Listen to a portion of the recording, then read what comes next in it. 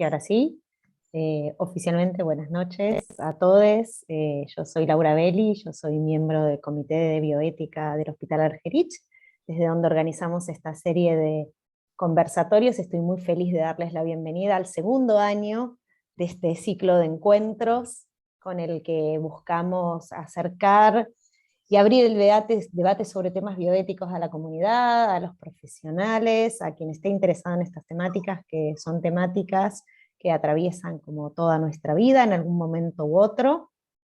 Les agradecemos a todos por estar acá y acompañarnos esta tarde. Les voy a dejar el link en el chat de YouTube, donde pueden ver los conversatorios anteriores. Este también se va a grabar para quienes no pudieron estar o para quienes quieran verlo de nuevo. Nuestra idea es que también se difunda todos los aportes que los profesionales y las profesionales invitadas están haciendo con mucho amor, y se los agradecemos, a charlar todas estas temáticas.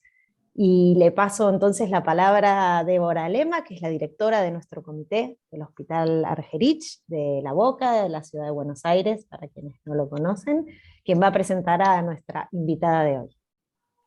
Bueno, gracias Lau. Estamos muy felices, como decía Lauri, de inaugurar este segundo ciclo, y justamente de la mano de Susi, que gentilmente nos viene a acompañar.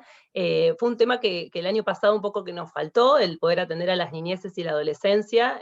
No lo abordamos en ninguno de los conversatorios, así que nos pareció oportuno pensar en esta población para inaugurar el año.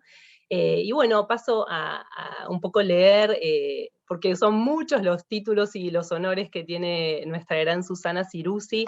Ella es abogada, especialista en Derecho Penal, es doctora y postdoctora por la Universidad de Buenos Aires, magíster en Bioética por Flaxo, además en el área asistencial es jefa del Departamento Jurídico y también miembro del Comité de Bioética del Hospital de Pediatría Juan P. Garrahan, es miembro de la SAP, también de la Asociación Argentina de Medicina y Cuidados Paliativos, docente en UBA y en distintas instituciones nacionales e internacionales, por las que también tiene distintas distinciones y premios, bueno, básicamente por su labor en cuanto a lo que hace a la defensa de las niñeces y la adolescencia. Así que bueno, Susi, te agradecemos nuevamente y somos todo oídos para vos.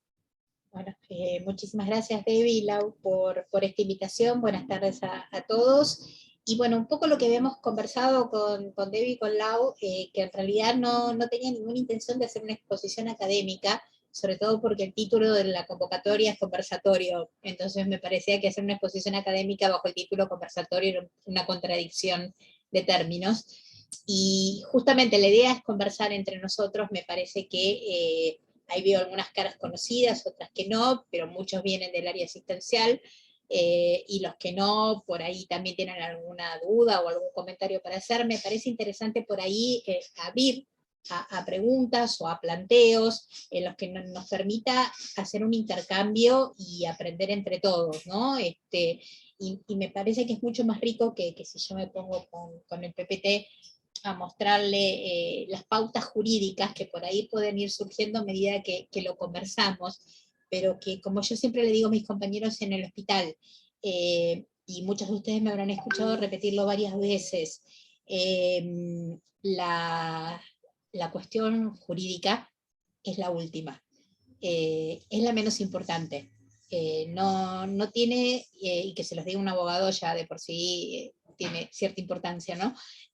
Y aparte que demuestra cierta autocrítica, pero en realidad es la menos importante, porque si yo no sé lo que debo hacer desde el punto de vista técnico, o sea, desde el punto de vista médico, si lo que yo puedo hacer desde el punto de vista técnico no es ético, no es correcto hacerlo en el paciente, no tiene ningún sentido preguntarme por la legalidad del procedimiento. Entonces, me parece que quizás lo que debemos hacer es focalizarnos mucho más en lo que puedo hacer técnicamente, y si lo que puedo hacer técnicamente es lo correcto, que pensar en si la ley me avala o no me avala, o si me van a demandar o no me van a demandar lo que debo hacer, o si debo pedir autorización judicial o no debo pedir autorización judicial, porque desde el punto de vista jurídico en general la respuesta suele ser muy sencilla. La ley de leyes, cuando hablamos del proceso de toma de decisiones, sobre todo en pediatría, es la praxis médica. ¿Sí? Nosotros no hacemos medicina a la carta. Lo que hacemos es tomar nuestro conocimiento científico, individualizarlo con respecto a las necesidades del paciente, ver cómo podemos satisfacer esas necesidades del paciente, plantearnos si aquello que le podemos ofrecer al paciente es ético, y respondidas esas dos preguntas les puedo asegurar que lo legal viene solito, porque hay un principio general en el derecho que indica que en materia de ejercicio de derechos, y cuando hablamos de la atención en salud estamos hablando nada más y nada menos que el derecho a la vida y el derecho a la salud, o sea, dos derechos humanos básicos. En materia de ejercicio de derechos individuales, lo dice nuestra maravillosa Constitución Nacional, todo aquello que no está expresamente prohibido está permitido. O sea, yo no debo pedir permiso para ejercer un derecho. Los derechos se ejercen, ¿sí? No necesitamos pedir permiso. Y me parece que ese es un principio básico que puede ayudar, ¿sí?, a decantar un poco el famoso condicionante, determinante social en la salud, que es el temor legal. Entonces, no sé, me gustaría, no sé si, como decía Lauri, se puede levantar la manito o escribir en el chat. Lauri, no sé, te dejo a vos como directora técnica. Lo que prefieran, si alguien quiere escribir en el chat, pedir la palabra, si alguien quiere levantar la manito virtual, que lo hacen desde abajo donde dice reacciones. Si tienen alguna pregunta para abrir, si no, Debbie o yo podemos. María Sicabo, veo que levantás la mano con cámara. No veo a todos con cámara, así que si no los veo me escriben, pero ¿querés, María, preguntar vos? Sí, hola, buenas tardes, gracias por la invitación. Nosotros, acá estoy con un compañero de trabajo, soy psiquiatra y mi compañero es psicólogo, y estamos empezando a trabajar con adolescentes que están transicionando su género, bueno, nos estamos encontrando con tratamientos inicialmente hormonales que son inicialmente reversibles, valga la redundancia, y que luego ya se transforman en tratamientos irreversibles, ¿sí? Y luego están los tratamientos quirúrgicos.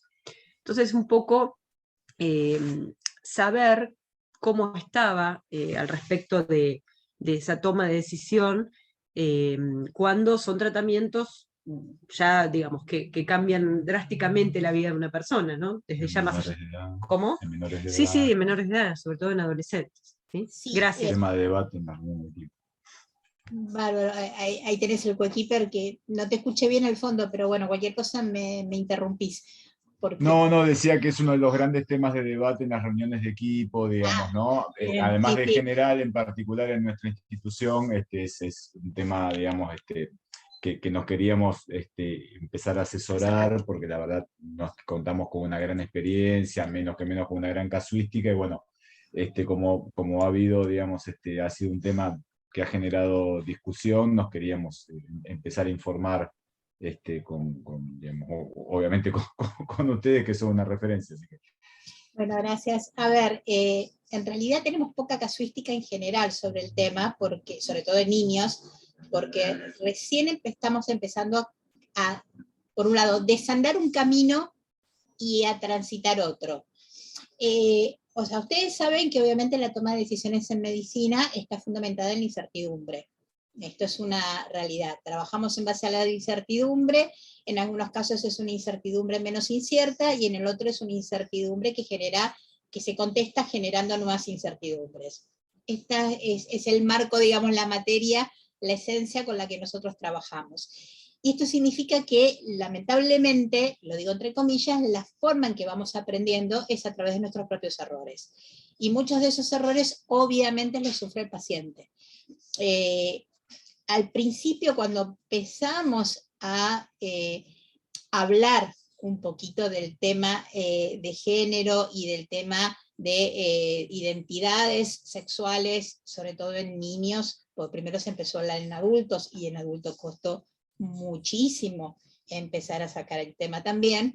Cuando logramos empezar a hablarlo en niños, nos habíamos dado cuenta que muchas de las decisiones que habíamos tomado al principio, esto es cuando se hablaba fundamentalmente de la adecuación del sexo desde el punto de vista quirúrgico, y que se sostenía que cuanto más chiquito uno lo hacía, obviamente eran menores los riesgos supuestos que uno podía encontrar al momento de la adolescencia, y empezamos a tener un poco de casuística, reitero, hay muy poca, pues estamos hablando de niños que por ahí fueron operados de bebés, y que recién ahora están entrando a su edad preadolescente, adolescente, y manifestando recién ahora cuáles son sus sensaciones a partir de esas cirugías tempranas.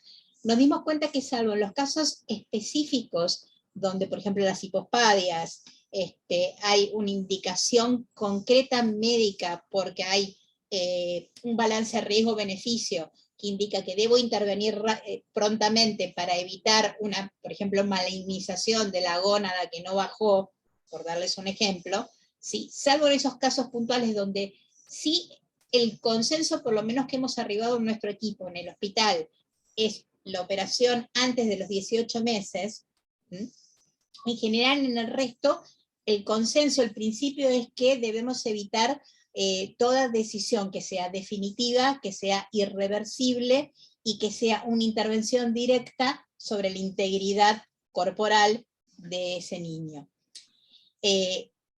Obviamente que cuando hablamos de autonomía progresiva, yo por eso decía que la ley quizás, entre comillas, es lo menos importante, porque lo que hace la ley es darte un marco de referencia, esa es la función de la ley, pero no te impone un criterio.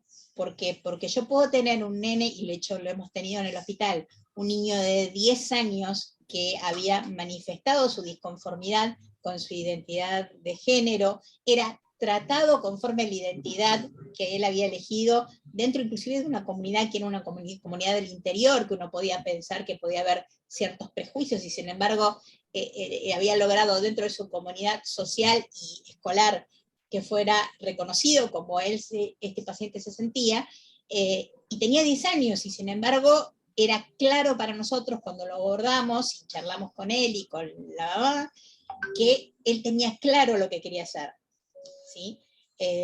Y tenía 10 años, y vos me decís, pero el Código Civil dice que es a partir de la autonomía progresiva de los 13.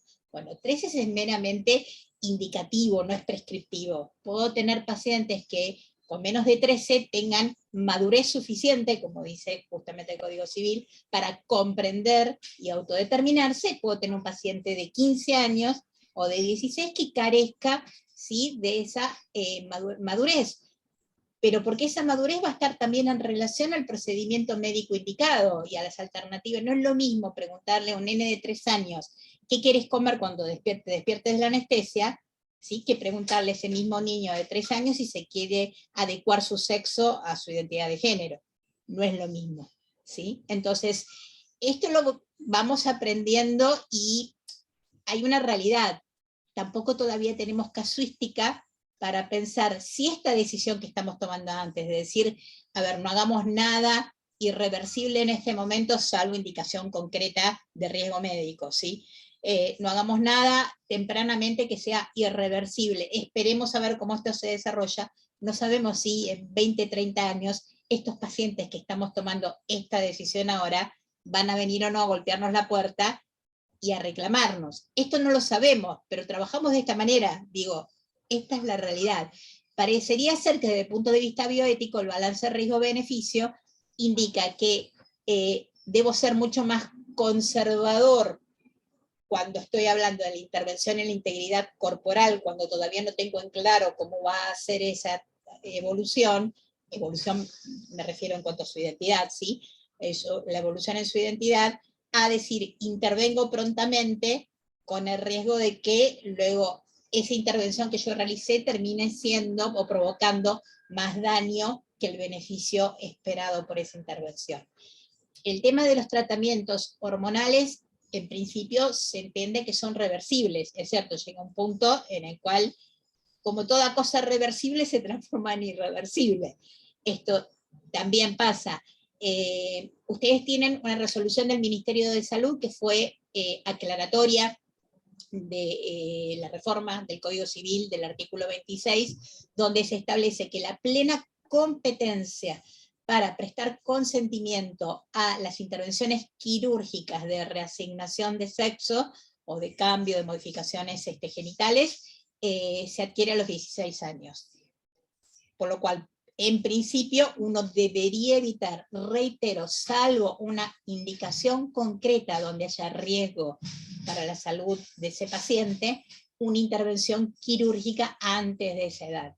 En el mientras tanto, nosotros sabemos por los papers publicados por las experiencias de países que van mucho más avanzados en esto, uno de los casos es Holanda, otro Canadá, en el cual en general empiezan por lo que se conoce como experiencia de vida, o sea, la idea de que este niño que está manifestando su disconformidad con su identidad de género pueda empezar una transición que primero tenga que ver con el desarrollo social, la interacción social, la interacción en el colegio, para ver si realmente es esto, porque también sabemos, los que trabajamos en pediatría, que, entre comillas les digo, las dudas acerca de la identidad sexual son parte de la propia maduración del niño.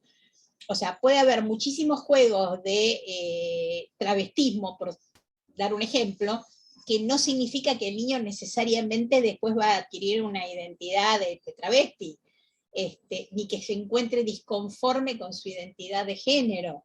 Entonces, tenemos que, como la mayoría de las cosas en pediatría, acompañar esta. Si se transforma en transición, seguimos acompañando la transición. Y a lo mejor no es una transición, a lo mejor es un íter en el cual el niño se empezó a hacer un montón de preguntas y una vez que se pudo responder esas preguntas, dijo continúo tal cual. Entonces, me parece que la función como adultos y como equipo de salud es acompañar sin ningún tipo de prejuicio, esto es fundamental, acompañar permitiéndole al niño expresarse con sus dudas, con sus miedos, y sabiendo que uno va a estar ahí, sea cual sea la decisión que tomemos después.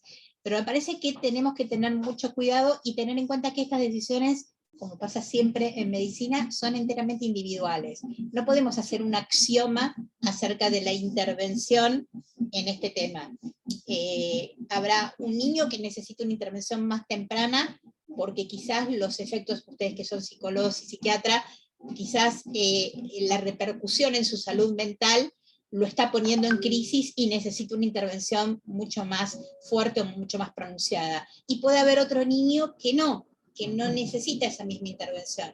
Entonces nosotros también tenemos que ser bastante plásticos en esta adaptación a las necesidades de nuestros pacientes. Y sin temor, lo que yo siempre remarco, todo proceso que nosotros seguimos con nuestro paciente, que dejamos anotado en la historia clínica, que hemos discutido en forma transdisciplinaria y en el cual hemos arribado a un consenso en la actuación en ese paciente, y que contamos con su consentimiento y con el consentimiento en el caso de los niños también de sus padres, eso nos permite a nosotros saber que estamos haciendo lo correcto. Lo correcto, nuevamente, ¿en qué? Sobre la base de la incertidumbre.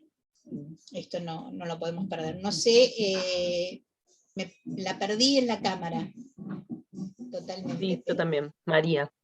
No sé si les contesté. Me desaparecieron totalmente la cámara, así que no los veo. Sí. Creo que igual fue clarísimo, Susi.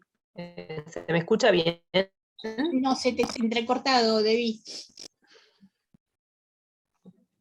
Bueno. Un poco para, a ver ahí, Sí. para los que se fueron incorporando, que son un montón, la idea es poder hacer un ida y vuelta en este conversatorio con Susana, y se pueden plantear preguntas particulares desde casos propios que tengan o preguntas más generales. ¿Las pueden hacer en el chat o levantar? Se te corta, Debbie, perdón. Lo que decía Debbie es que pueden hacerlo para quienes entraron después, pueden levantar la mano o en el chat pedir la palabra o hacer la pregunta directamente en el chat y Susi va contestando en el espíritu esto de tener una conversación. Así que si alguien tiene preguntas, ahora, si no nosotros tenemos un montón. ¿Nadie? Yo aprovecho entonces, Susi. Vos lo que decías al final de lo que venías comentando, que me resulta muy interesante, es como esta idea del acompañamiento en la toma de decisiones, pero también una toma de decisiones compartida.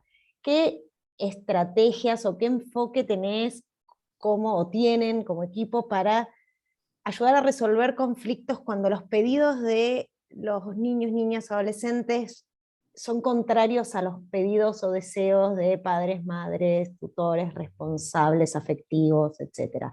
Digo, ¿cómo, no a quién hay que escuchar, sino cuál es el primer enfoque que ustedes tienen como para trabajar esas contradicciones? Lo primero es ser receptivo a esas contradicciones.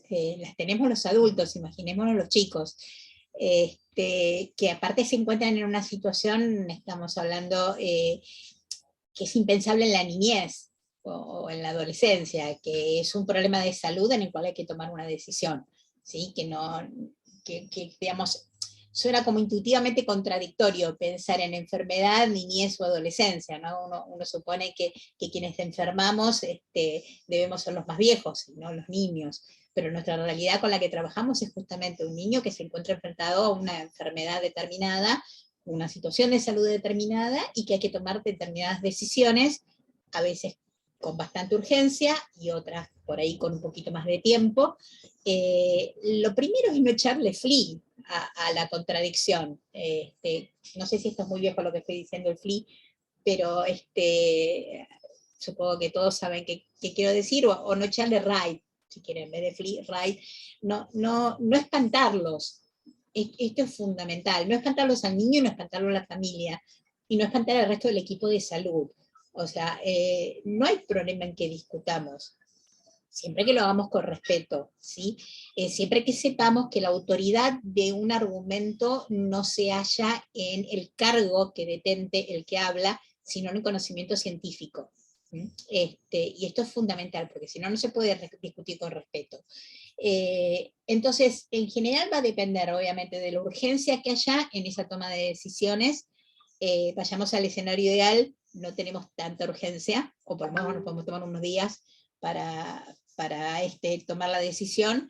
Entonces vamos a ir escuchando los argumentos.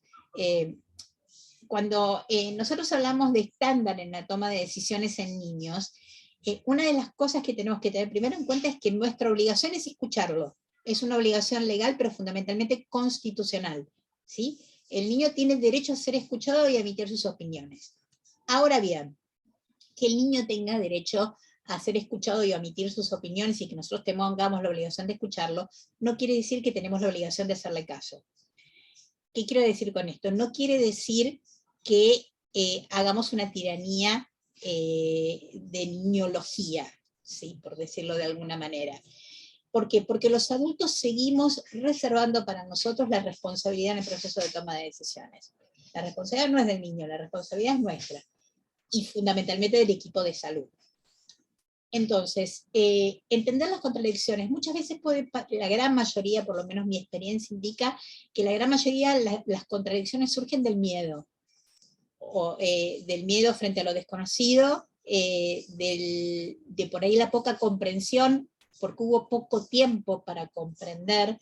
Hoy en uno de los chats ahí de cuidados paliativos un poco discutimos el tema de la comunicación, y yo decía, no hay una comunicación, hay comunicaciones, porque yo no me comunico de la misma manera con un colega, porque académicamente uno tiene una jerga, todas las profesiones tenemos una jerga, ¿sí?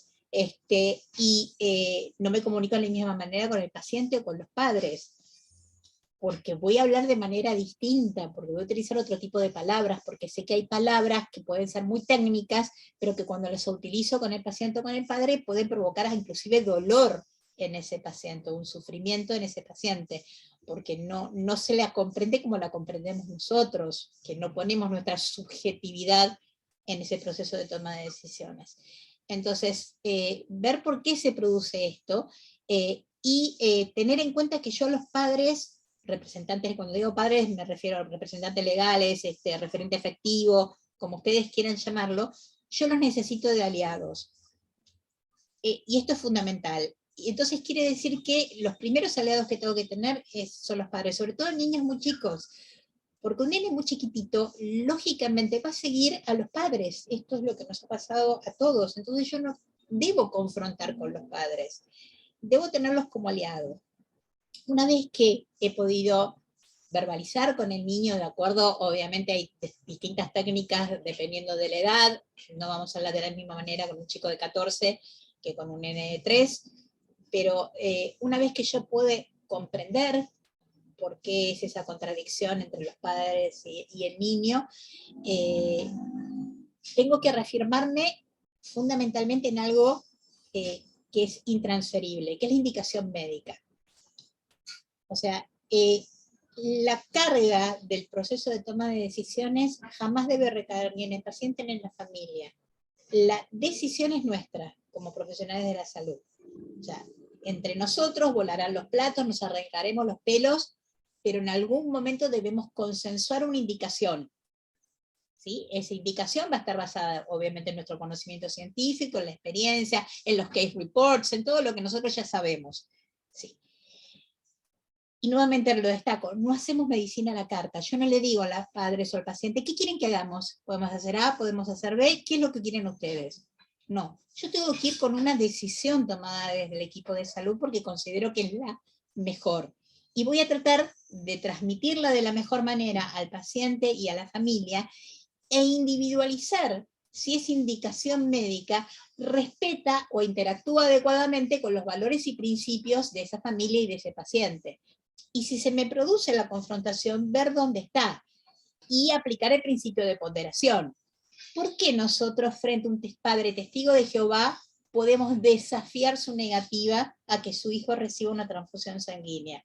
Porque la transfusión sanguínea respeta el adecuado balance riesgo-beneficio. Es mínimamente invasiva, altamente efectiva, mínimamente riesgosa.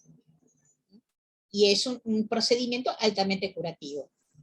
¿Por qué indicar la cuarta línea de quimioterapia cuando me han fallado las 3 anteriores? No puedo aceptar la negativa paterna o la negativa del niño. Y porque balance riesgo-beneficio me indica que la chance curativa ya no la tengo, que resulta mucho más invasivo y mucho más agresivo esta cuarta línea de quimioterapia, que probablemente el beneficio es un beneficio incierto frente a la evolución propia que está teniendo la enfermedad. Entonces, esto es muy dinámico, aplicamos muchísimos principios, muchísimas teorías, no nos quedamos en la teoría principalista, por más que es la más conocida, pero no tenemos que tener miedo tampoco a los argumentos consecuencialistas, porque indudablemente todos nosotros también analizamos las consecuencias que puede tener nuestro obrar al momento de toma de decisiones. Quizás el mayor desafío, sobre todo en niños, es poder determinar la autenticidad de la decisión, o sea, que esa decisión represente realmente los valores y principios de ese niño, y no sea una simple repetición de lo que ve de los adultos. Pero también es cierto que esto pasa en adultos. A ver, cuando yo tengo que tomar una decisión como adulta, una decisión trascendente para mi vida, a mí me importa lo que piensen mis afectos. Y voy a preguntarles, y probablemente tenga en cuenta lo que mis afectos me digan, porque somos seres gregarios, o sea, no vivimos aislados. Y un niño pasa exactamente lo mismo. Cuanto más chiquitito, más identificación con esos valores paternos o maternos. Cuanto más adolescente, aparece mucho más la rebeldía. Pero bueno, tenemos que garantizarnos que sea una rebeldía sana, y no una rebeldía simplemente porque me opongo. Esto también. Para evaluar que un niño es autónomo, nosotros necesariamente tenemos que evaluar que pueda dar razones, a pesar, y esto es, digamos, una gran contradicción que tenemos con la Ley de Derechos del Paciente, que es una gran crítica que yo le hago, porque muchas veces las leyes se hacen detrás de las leyes se hacen detrás de un escritorio. Y en la práctica, cuando bajamos a terreno, nos damos cuenta que cuando tenemos que individualizar la aplicación de la norma, que encima es un texto general y acrítico y apersonal, nos cuesta muchísimo.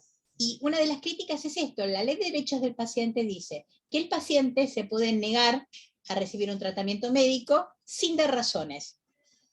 Yo les pregunto a cada uno de ustedes si cuando un paciente, niño o adulto, dice, yo no quiero esto, no me quiero tratar, no quiero que me operen, nada por el estilo, nosotros le dice, bueno, buenas tardes, mucho gusto, siga su camino. Ninguno de nosotros hace eso. Todo lo contrario. vamos a tratar de indagar, no de meteretes que somos, sino porque necesitamos saber dónde quizás está esta falla en la comunicación, que el paciente no desea aquello que nosotros le estamos proponiendo. Y con un niño necesariamente nos debe dar razones de por qué no.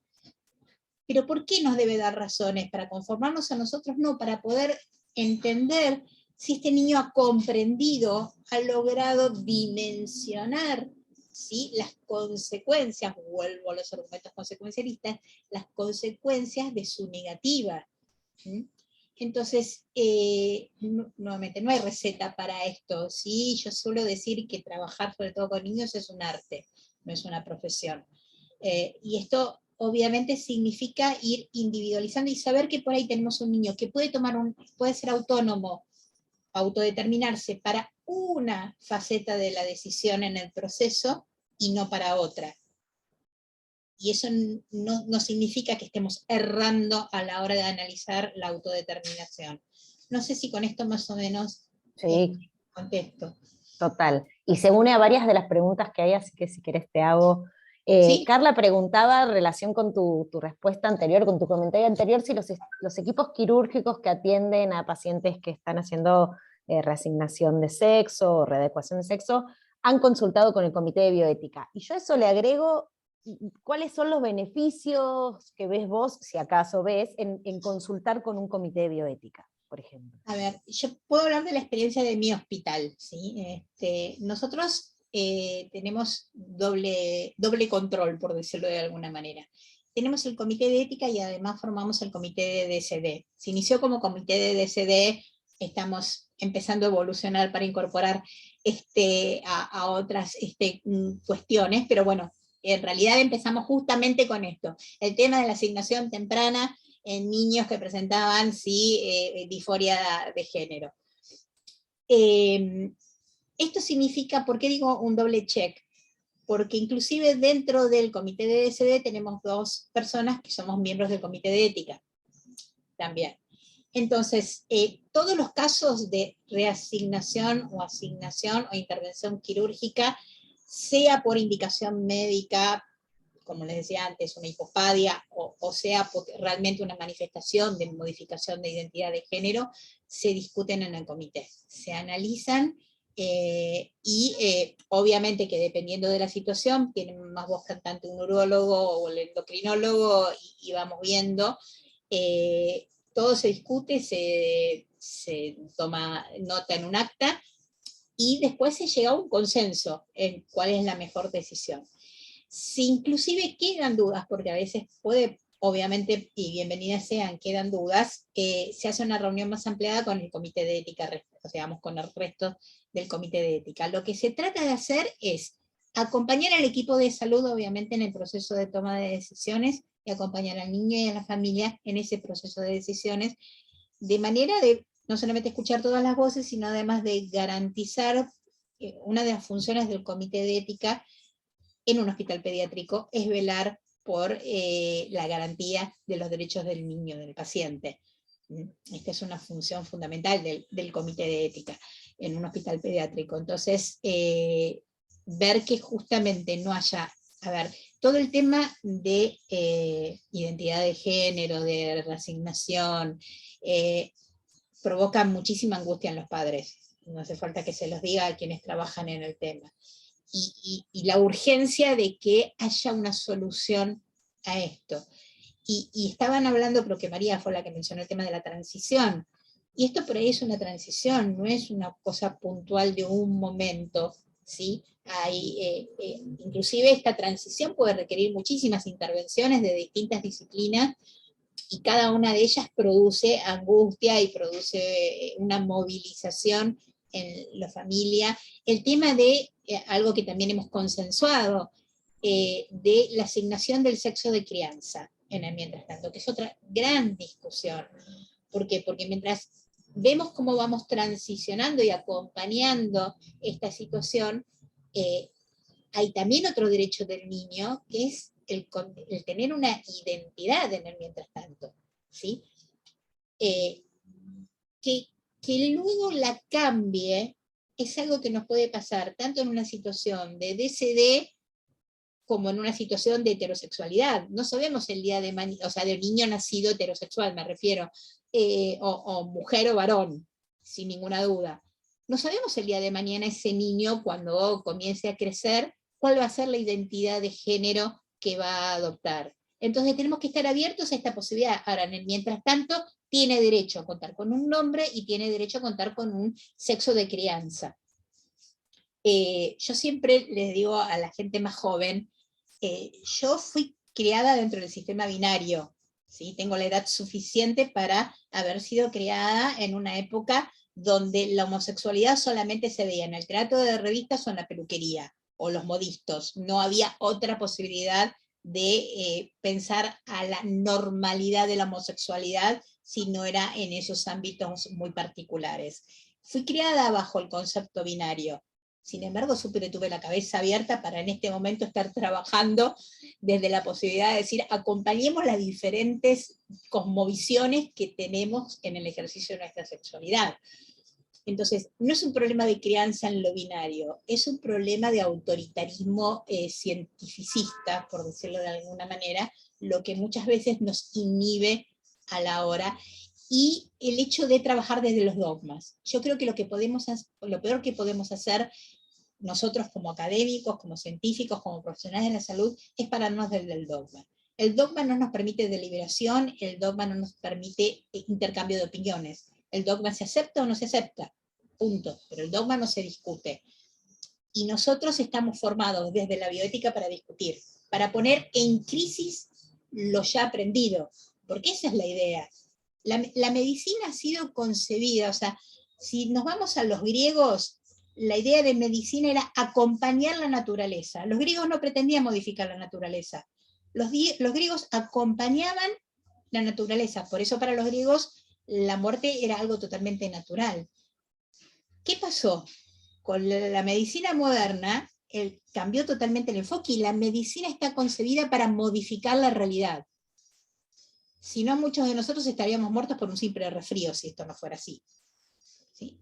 Esa modificación, esa intervención en la naturaleza, porque en definitiva es eso, la intervención en la naturaleza que nos permite el conocimiento científico es un poder fabuloso, maravilloso, pero tiene que ser usado con prudencia. Y la prudencia viene de la mano de la bioética, de la deliberación que impone la bioética, del cuestionamiento y autocuestionamiento. Yo no le estaría contestando así a María, por ahí si nos hubiéramos encontrado hace 10 años atrás. Hace 10 años atrás te hubiera dicho el consenso en el hospital es operar inmediatamente. Listo, punto. ¿Sí? Hoy en día la opinión ha cambiado porque está bien que cambie. No es que hubiéramos hecho algo que estuviera mal, porque digo, esto también hay que tener mucho cuidado. Es lo que hicimos con los elementos que teníamos en ese momento, con el conocimiento que teníamos en ese momento, que luego, a medida que fue evolucionando, nos fue demostrando que en realidad estábamos equivocados, o que esa visión ahora resulta equivocada. Entonces, me parece que esto es el gran desafío que tenemos cuando trabajamos no solamente en cuestiones de género, sino en toda la medicina, de estar abiertos a la posibilidad de autocuestionamiento y de modificación para lograr lo mejor para el paciente. No sé si con esto... Excelente. ¿Hay más preguntas? Así, Susi, toma agua, respira. Pero si te parece que hago otro... Este es el Borgoña pediátrico, como lo digo yo, porque es Coca-Cola, pero bueno. El néctar de los dioses. Te pregunta Nair, tu opinión en casos en los cuales hay abuso sexual infantil y los padres llevan a la consulta psicológica a las niñas, aun cuando los niños no quieren hablar. Y pregunta si tiene que ver con la revictimización. ¿Qué pasa en esos casos en los cuales el niño no quiere ir y los padres lo llevan igual? Sí, a ver, Nair, no es tan simple la respuesta. Que los padres lo traigan a la consulta frente a una preocupación por un posible abuso sexual me parece perfecto, porque el abuso sexual es una de las peores patologías que pueden ocurrir en la niñez.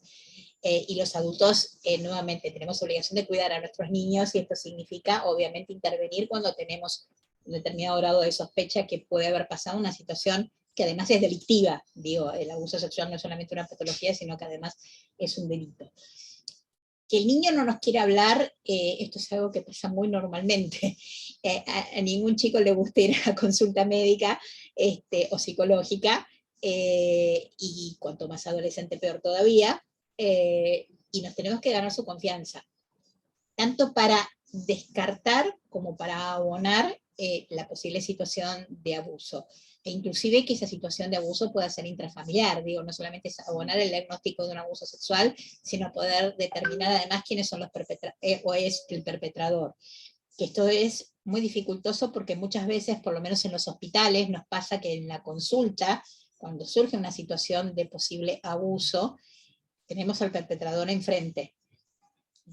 Y esto significa que uno tiene que tener un gran control al estilo Gandhi, como para evitar dar señales de que uno sabe de lo que está pasando. Porque nuevamente lo que necesitamos, por eso cuando llegan a los hospitales las situaciones de presunto abuso, la primera medida que en general tomamos cuando no podemos arribar a un diagnóstico inmediato, o sea, hay situaciones en las cuales si vos tenés una rotura de himen con un bebé de 1 año de vida, que no se cayó, ni golpeó, ni nada por el estilo, es patognomónico de abuso sexual, o tiene una ETS al año de edad, salvo transmisión vertical, uno obviamente sospecha inmediatamente de una situación de abuso. Salvo en esos casos que son claros, cuando a veces nos cuesta arribar a situaciones, suponete que un paciente viene con un hueso roto, un bebé que no deambula, pero a lo mejor tenés que hacer un diagnóstico diferencial de huesos de cristal. Entonces, digo, cuando te pasa esa situación, internás. O sea, la neutralización de riesgo en la internación. Y todos nuestros compañeros en el hospital, que se enojan muchísimo conmigo, tienen que entender que el abuso sexual o el maltrato infantil es una patología. Patología social, pero es una patología, y por lo tanto merece tanta atención y una cama disponible como un paciente oncológico o una enfermedad neurodegenerativa. Entonces me parece que en esos casos lo primero que uno tiene que hacer, nuevamente, dejar esta alianza de manera de generar la confianza, ver si el niño no quiere hablar porque se siente intimidado. Si es un niño, a ver, dependiendo de la edad del niño, nosotros siempre los aclaramos a los padres, consulta por abuso sexual o no consulta por abuso sexual, que nosotros vamos a tener un espacio de intimidad personal con el niño. ¿Sí? Porque es justamente el momento que uno tiene la posibilidad de detectar no solamente situaciones de abuso, conductas de autopuesta en riesgo, por ejemplo, consumo de sustancias, ¿sí? Sexo inseguro, en el caso de los adolescentes. Entonces, me parece que esto lo tenemos que tener claro y transmitirlo a los padres, que no significa una desconfianza hacia los padres, sino que significa un respeto hacia el niño, el hecho de tener este ámbito de privacidad, y que no vamos a transmitir a los padres aquello que el niño no nos permita, obviamente salvo detección de una conducta particular de puesta en riesgo. Entonces, vamos trabajando, o sea, por eso digo que no es una respuesta sencilla, no es una respuesta que yo te pueda dar en una sola consulta. Si el niño no quiere hablar conmigo, bueno, me lo voy a tener que ganar para ver por qué no quiere hablar conmigo. Si yo detecto nuevamente cierto temor en el niño frente a la presencia del adulto que lo acompaña, mi obligación en ese momento es la intervención inmediata y la puesta en seguro del niño. Aunque eso me signifique pelea, gritos y lo que sea con los padres o con quien lo está acompañando. Y cuando esto puede pasar con los adolescentes, sobre todo cuando vienen solos a la consulta, que esto nos pasa también muchas veces y es su derecho venir solos a la consulta, y detectamos una situación de riesgo, el trabajar con el niño la necesidad de involucrar a un adulto de confianza, que puede o no ser los padres, puede ser un tío, la madrina, pero necesitamos tener un aliado adulto. ¿Por qué? No para vulnerar la intimidad del niño, sino justamente para fortalecerlo. Ustedes recuerden que desde el punto de vista jurídico, la obligación de los adultos es estar presentes, ¿sí? No corrernos. Que nosotros reconozcamos autodeterminación en el niño no significa, listo, el niño es autónomo, nosotros ahora lo dejamos, sino que justamente estar ahí para fortalecerlo y acompañarlo todo el camino, para que se sienta seguro, porque esa es nuestra función, y para poner los límites. Esta es otra, ¿sí? O sea, flaco favor le hacemos a los chicos no permitiéndoles la frustración. Flaco favor le hacemos a los chicos. Todos nosotros nos hemos criado en un sistema de frustración, desde mi hermano que me rompía, le quemó la cabeza a mi coneja de peluche con el equipo de química, y nunca se lo perdoné, ¿sí? Hasta situaciones en las que se terminaron de comer el último pedacito de helado que quedaba, o el último bombón de chocolate, ¿sí? Solo por decir pequeñas frustraciones cotidianas, ¿sí? A situaciones de desengaños amorosos, peleas con amigos que nos traicionan. Entonces, frente a la frustración, no le tenemos que resolver la frustración, lo tenemos que acompañar. ¿Para qué? Para que desarrolle las herramientas para enfrentar esa frustración, como todos lo hemos hecho.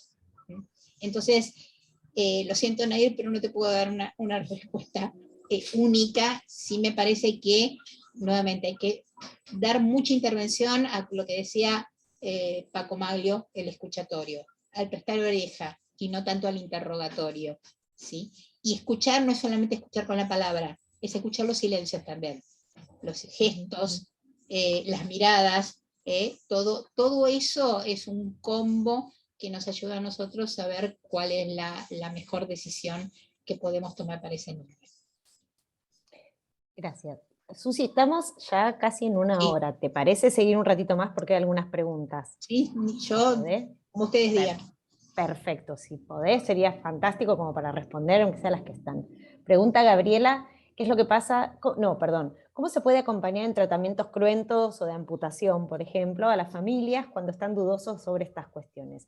No pregunta desde indicaciones médicas que no tienen alternativas, sino a posibles tratamientos que tienen otras resoluciones. ¿Cómo acompañar a las familias? Nuevamente, sí. Hay algo que tenemos que incorporar nosotros. No debemos juzgar. Ninguno de nosotros sabe los infiernos personales de los que viene cada uno de nosotros como para levantar el dedo y decir, no, estás equivocado. No está ni equivocado ni en lo cierto. Está en una situación terrible en la cual ninguno de nosotros quisiera estar, sobre todo cuando se refiere a un niño. Ya son difíciles ese tipo de decisiones cuando uno es un adulto, imaginemos en un niño. Por lo tanto, siempre la ética del cuidado. Yo creo que esto es fundamental tenerlo en cuenta. La ética del cuidado, de la comprensión y la empatía, que no es la conmiseración, sino es sentir lástima por el otro. Es verdaderamente introyectar los sentimientos del otro y comprenderlos. Y esa comprensión se devuelve como acompañamiento, ¿sí? Se devuelve como yo te acompaño. O sea, no siento como vos, porque nunca puedo sentir como vos. Yo nunca puedo estar en los zapatos del otro. Porque si yo tuviera la capacidad de estar en los zapatos del otro, ese lugar ya sería el mío, y no el del otro. Lo que sí yo puedo es tratar de comprender por qué el otro siente de esa manera, aun cuando quizás yo en esa misma situación sentiría de otra manera totalmente distinta. Entonces me parece que el tema de la empatía, del acompañamiento sin juzgamiento, con mucho cuidado en las palabras, ¿sí? Con muchísimo cuidado, esto que decíamos al principio, la comunicación con el paciente y con los padres tiene que ser una comunicación que tenga en cuenta, como dice el derecho, cuando uno está en una relación con un lego, jurídicamente hablando, el significado real es el que cuenta. O sea, si hay un significado técnico de la palabra, hay un significado rutinario, cotidiano en la palabra, el que cuenta es el significado cotidiano.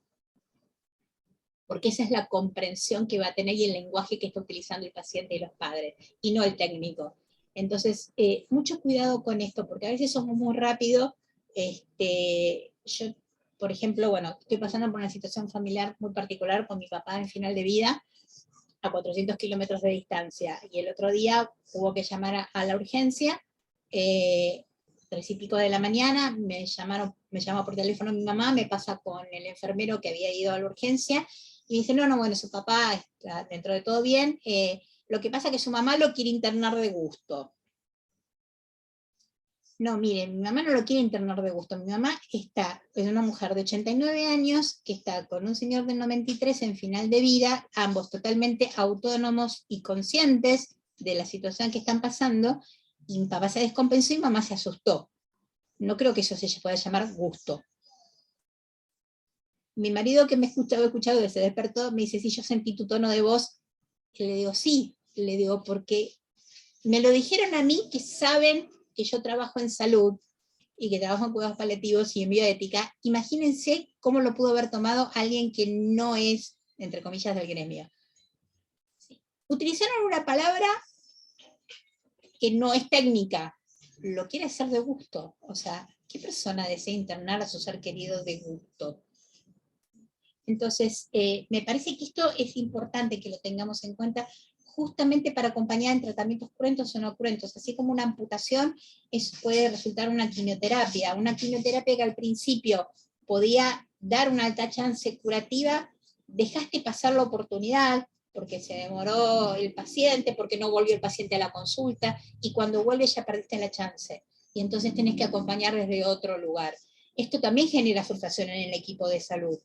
Pero bueno, es una frustración con la que tenemos que aprender a trabajar también nosotros. Entonces me parece que en realidad, nuevamente, no es una receta mágica, pero es el hecho de volver a algo que a mí me provoca mucho ruido cuando lo digo, que es cuidados humanizados, porque para mí es una tautología. No puede haber cuidado si no es humanizado. Entonces, a veces uno dice, bueno, lo utilizo para expresar un poco, acentuar un poco qué quiero decir con esto, pero es cuidado, es el cuidado del otro. Entonces me parece que lo mejor es esto, empleando este tipo de herramientas para acompañar y comprender también, y esto también es un mensaje para el hogar, que el equipo de salud también tiene un límite. Nosotros no podemos modificar la realidad del paciente. Lamento decírselos, pero no podemos modificar la realidad del paciente. Trabajamos con esa realidad. Muchas veces nos quejamos en pediatría: uy, mirá la madre que tiene. ¿Sí? Una madre querulante, que te persigue por los pasillos, y que todos los días te pregunta algo nuevo, y que se queja porque la enfermera A le dio tarde el remedio, y la enfermera B lo bañó más tarde, y que el desayuno se lo trajeron demasiado temprano, y que el nene estaba durmiendo, y a vos te agota, porque es la realidad. Ahora, es la madre que tiene ese paciente. ¿Sí? Es la madre que tiene ese paciente, no la podemos cambiar. Podemos tratar de comprenderla, porque esa mamá seguramente también está claudicada, porque es la única cuidadora, y no tiene quien la reemplace. Pero bueno, aprender esto, que hay un momento que el paciente nos puede decir que no, que los padres nos pueden decir que no, que podemos estar muy convencidos que debería ser sí, pero que no lo podemos modificar. Y estos son nuestros límites, y tenemos que aprender a convivir con nuestros propios límites. ¿Sí? Gracias.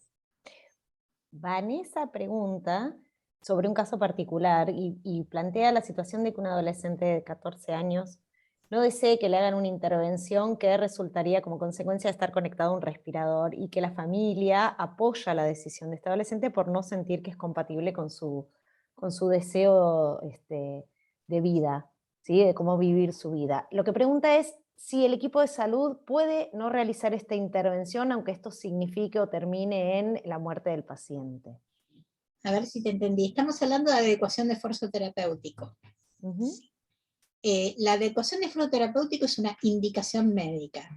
Es el análisis de la proporcionalidad de los tratamientos médicos en relación con el objetivo terapéutico que se busca, y es un análisis que es un análisis estrictamente técnico. El paciente tiene derecho a rechazar un tratamiento médico, que es la otra cara de la situación. Ese rechazo, esa negativa a un tratamiento médico que se le ofrece en los pacientes pediátricos, tiene un límite, que es el límite de la razonabilidad. ¿Qué quiere decir que una negativa sea razonable, que guarde un adecuado balance riesgo-beneficio? Por eso cuando poníamos el ejemplo de la transfusión sanguínea y la cuarta línea de quimioterapia, en un caso, por ejemplo, al caso, vamos de la transfusión sanguínea, y les voy a utilizar para ambos ejemplos. si yo tengo un nene que debe entrar a una cirugía de escoliosis, es una cirugía correctora de su escoliosis que le va a deparar muchísimos beneficios, una vez obviamente que atraviese el postquirúrgico, que ya sabemos que es muy molesto, y es un paciente que seguro por ese tipo de cirugía va a requerir transfusión sanguínea, segurísimo, ¿sí? O en un caso de trasplante. Los padres son testigos de Jehová y los padres se niegan. En ese caso, y de hecho nosotros lo tenemos consensuado a través de un formulario especial de consentimiento informado con los testigos de Jehová, que lo armamos con los enlaces de testigos de Jehová, en donde nos comprometemos a respetar la negativa familiar hasta que surja que haya riesgo para la vida o la salud del paciente. Y si hay riesgo para la vida o la salud del paciente, vamos a transfundir, porque el deber de fidelidad del equipo de salud es hacia el niño, luego hacia los padres. Cuando el Estado nos reconoce a nosotros la facultad de intervenir en el cuerpo de un niño, lo hace porque considera que tenemos un conocimiento específico, científico, que ponemos al servicio del bienestar del paciente. ¿Sí? Esa misma indicación de transfusión sanguínea, ¿sí? Y esto les cuento un caso que tuvimos en el hospital, en un niño de 13 años que sufría epidermólisis ampollar y que estaba en final de vida, aceptamos su negativa, porque entendíamos que el bienestar físico que le podía dar la transfusión sanguínea era totalmente circunstancial y temporario, y el malestar espiritual y personal en sus creencias y en sus valores era tan fuerte que el balance riesgo-beneficio ahí nos va a parecer desbalanceado. ¿Sí? ¿Se entiende esto? Entonces, en este caso yo te diría, hay que ver si este rechazo es razonable. Si este rechazo es razonable, entonces el equipo de salud debe aceptarlo, y si no es razonable, deberá trabajar esa negativa, ¿sí? Con la urgencia que amerita el caso, como pasa siempre, ¿sí? Para poder lograr el consenso para realizar ese tratamiento médico. Generalmente cuando hablamos de adecuación de esfuerzo terapéutico estamos hablando de situaciones de final de vida donde el balance riesgo-beneficio indica que debemos decantarnos por tratamientos de acompañamiento, de confort y sintomatológicos, más que por tratamientos intervencionistas. Recordar que paciente que se respira, en mi hospital puede ser respirado en sala común, pero en general el paciente que se respira en terapia intensiva. La terapia intensiva no es un depósito donde ir a morir. En la terapia intensiva tienen que ir aquellos pacientes que se pueden beneficiar de la tecnología de punta, y aquellos pacientes que ya no se van a beneficiar, o que sabemos de entrada que no se van a beneficiar, deben salir o no deben ingresar a la terapia intensiva. Pero no es un lugar donde ir a morir la terapia intensiva. Entonces, con todos estos elementos, no sé si te contesto, si no, por favor, si queda alguna duda o algún comentario, bienvenido. Y una pregunta más y después ya vamos cerrando. Y gracias a todos por estar escuchando todavía ahora. Carla pregunta si desde lo profesional en relación con la objeción de conciencia, que es un tema interesantísimo, ¿crees que el ejercicio de la objeción de conciencia en algunas ocasiones se trata más de una imposición de los propios valores que una manifestación de la propia negativa, y se refiere específicamente a la adecuación de género, a la objeción de conciencia en casos de adecuación de género? O sea, un profesional de salud que se niega a adecuar el género, si entiendo bien la pregunta. Pues, si entiendo bien la pregunta, sí, creo que va por ese lado. Si en ese caso la objeción de conciencia se está utilizando verdaderamente como, como se dice, una manifestación de la propia eticidad, o si en realidad es un arma más como para negar ciertas cuestiones con las que en nos realidad, a ver, yo voy a empezar diciendo que soy muy crítica de la objeción de conciencia en el sistema de salud, terriblemente crítica. Para los más jóvenes, le cuento que la objeción de conciencia surgió a raíz del servicio militar obligatorio, ¿sí? Algo totalmente distinto a la atención en salud. ¿Sí? Surgió justamente en dos casos que llegaron a la Corte Suprema en la década del 90, caso Lopardo y Portillo, donde eran personas, varones, que debían realizar el servicio militar obligatorio, eran testigos de Jehová, y ellos alegaron que su propia religión les impedía a ellos, por cuestiones de sus creencias personales, utilizar armas, manipular armas. Entonces, que no debían hacer la instrucción militar. Bueno, obviamente el ministerio en ese momento se los negó, la cosa que se siguió todo el reclamo hasta que llegó a la Corte Suprema. Cuando llega a la Corte Suprema dice, a ver, aunque sea una creencia minoritaria hay que respetarla, partimos de ese primer principio, ¿sí? Porque uno de los alegatos que se decía era, bueno, son testigos de Jehová, es un grupo minúsculo, no puede ser que ellos, digamos, terminen cuestionando todo un sistema que ya estaba implementado. Entonces la Corte va a decir, un momentito, aunque sean creencias minoritarias, merecen respeto porque son valores constitucionales, ¿sí? Están amparados en normativa constitucional. En segundo lugar, la Corte va a decir, no solamente entra desde la religión, supongamos que fuera un pacifista, supongamos que no fuera un testigo de Jehová, alguien que es un pacifista, está en contra de la guerra y dice, no señores, yo no quiero hacer la instrucción militar. Son sus creencias personales, que pueden ser religiosas, espirituales o simplemente ateas, pero que son sus propias creencias personales. Entonces la Corte va a decir, aunque sea una creencia minoritaria, aunque sean creencias personales y no necesariamente religiosas. Pero va a continuar diciendo, la objeción tiene que ser sincera. O sea, no puede ser al estilo Groucho Marx, soy un hombre de principios, si no le gustan tengo otros. ¿Sí? Nosotros lo que vemos muchas veces aplicado al sistema de salud es que en los hospitales públicos nos declaramos todos objetores de conciencia, pero en la práctica privada no tenemos ninguna objeción de conciencia en la práctica. Esto no puede ocurrir. ¿Sí? Y además debe tratar de alguna manera armonizarse el cumplimiento de la obligación, ¿sí? Con la objeción de conciencia, con las valoraciones personales. ¿Esto por qué? Porque la objeción de conciencia consiste simplemente, es muy simple el concepto de objeción de conciencia, en sustraerse al cumplimiento de la norma, porque ella me provoca ciertos cuestionamientos a nivel de mis creencias personales o religiosas.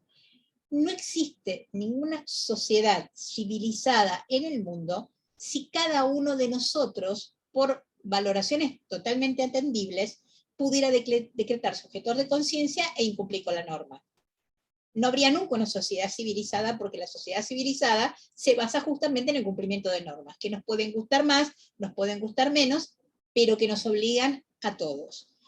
Del servicio militar obligatorio de repente dio un salto, especialmente cuando se sanciona la Ley de Derechos Sexuales y Reproductivos, especialmente en ese caso, y especialmente con el tema de lo que luego se dio en llamar el ILE, que era en su momento el aborto justificado, donde de repente todo el mundo se declaraba objetor de conciencia, ¿sí? Y esto tampoco es posible, la objeción de conciencia es personal, es individual. No, las instituciones no tienen conciencia. Hay algunos seres humanos que tampoco la tienen, pero digo, ese es otro problema que por ahí se lo dejo a María. Pero lo cierto es que las instituciones no tienen conciencia. Entonces, no puede haber una institución objetora de conciencia, no puede haber un servicio objetor de conciencia. La Corte en el fallo FAL, que es el fallo que analiza el aborto en relación al Pacto de San José de Costa Rica, va a tomar el tema de la objeción de conciencia y va a decir, a ver, aquellos que eligieron ser profesionales de la salud, nadie los obligó, no nos pusieron un arma en la cabeza para decirnos, vos tenés que dedicarte a atender la salud de los demás, se han puesto al servicio de, ¿sí? Esto significa que los valores, esto lo indica la bioética, los valores que deben tener preeminencia son los valores del paciente, no los míos. Y si yo no puedo manejar mis propios valores que pueden confrontar con los del paciente, me tengo que dedicar a otra cosa. Entonces la Corte va a decir, señores, ustedes tienen una responsabilidad. Esa responsabilidad viene de la mano del tipo de profesión que eligieron. Vamos a tratar de armonizar esta situación. Por lo tanto, aquel que se entienda objetor de conciencia lo tiene que expresar. Cuando ingresa a trabajar a la institución, debe mantener esa objeción de conciencia en el ámbito público y privado, y es obligación del director del hospital o de la institución llevar un registro de objetores que sea público para que los pacientes puedan saber verdaderamente qué profesional sí se va a sustraer a su atención. La objeción de conciencia no puede alegarse nunca para sustraerse a la asistencia, sí para la realización de la práctica, pero no para la asistencia pre y post. ¿Qué quiero decir con esto? La consejería que yo tengo que hacer frente a una mujer que está ejerciendo sus derechos sexuales y reproductivos, incluye, más ahora con la IVE, ¿sí? La interrupción voluntaria del embarazo, incluye como alternativa la posibilidad de interrupción voluntaria del embarazo, esté yo de acuerdo o no. La asistencia post implica a una mujer a quien se realizó la práctica prestarle los auxilios que corresponden, la atención, si le tengo que dar una medicación, si tengo que hacerle un curetaje, o sea, la atención post. O sea, en ninguno de esos momentos puedo alegar objeción de conciencia. Es responsabilidad del director del hospital que haya alguien dentro del servicio o de la institución que esté en condiciones de realizar la práctica. Si existe riesgo para la vida o la salud de la paciente, y hay un solo profesional que además es objetor de conciencia, ese profesional tiene obligación de realizar la práctica, porque no puede poner sus valoraciones personales por encima del derecho a la salud o la vida de la paciente. Y en el caso en que el tiempo, o sea, la atención lo permita, debe haber una derivación. Si no tengo nadie en el hospital que lo pueda practicar, la institución lo pueda practicar, debe haber una derivación que no ponga en riesgo a la paciente, obviamente, o la prive de la atención. Bajo todas esas condiciones se ejerce la objeción de conciencia. Si quedan ganas después de objetarla, porque son muchas las condiciones. ¿Por qué son muchas las condiciones? Me van a decir, es un derecho individual, estamos totalmente de acuerdo. ¿Tiene regambre constitucional? La tiene regambre en el Pacto de San José de Costa Rica también, pero el derecho a la salud tiene mayor valoración jerárquica en nuestro sistema constitucional. Hay un conflicto de derechos y la obligación es, la primera medida, tratar de armonizarlos. Si no puedo armonizarlos, debo privilegiar aquel derecho que en el caso en concreto aparezca como de mayor valor.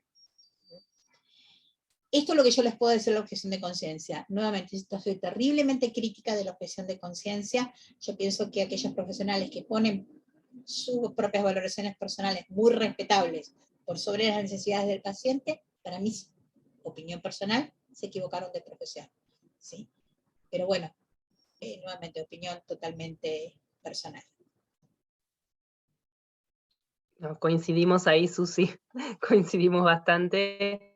Y la verdad que te agradecemos la claridad, no solo conceptual, sino también de arrojar como luz a todos los conceptos bioéticos que nos trajiste con cada una de las preguntas, ¿no? Un poco hablábamos entre las tres al principio de que la bioética atraviesa la cotidianidad de todo tipo de decisiones, desde las más sencillas hasta las más complejas, como se fueron viendo acá. Y la verdad que muchas gracias por esa claridad y por también participar de esto de manera generosa, siendo esta hora realmente a todos los que están allá atrás, con cámaras, sin cámaras, gracias por ser parte también de este primer conversatorio del año. Saben que nos encuentran en redes, a quienes no nos pueden seguir, en Facebook, no Twitter, en Instagram, y tenemos canal de YouTube donde vamos a subir la charla de Susi para que la puedan también socializar para aquellas personas que no han podido estar el día de hoy. Nuevamente, gracias a mi compañera Laura también y a quienes están allí del comité, a todos ustedes, y especialmente Susi, gracias por la generosidad y la claridad, en serio, una maestra. Gracias a todos ustedes por estar hasta esta hora, y bueno, quedo a disposición. Obviamente yo veo ahí muchas caras conocidas, lo veo a Gaby, lo veo a Eulalia, lo que me permiten las cámaras, ¿sí? Porque algunos tienen las cámaras, la vi a Florencia por ahí también, a Carlos Apesteguía, a Lu, Francia también, así que bueno, gracias a todos, y bueno, gracias. Siguen las preguntas, por favor, es un gustazo, capaz tengamos que hacer otro, Susi, porque mira, siguen llegando las preguntas, así que bueno, quizás en algún momento volvemos a poner algunos de los temas que surgieron hoy con más interés, quizás el tema género y el tipo de intervenciones que requiere, como para que también te vuelvas, quizás con alguna otra conversadora o conversador. Así que bueno, muchas gracias. Conversatorios temáticos. Exacto. Bueno, muchas gracias a todos y a todas, y que tengan buenas noches. Gracias a todos, gracias.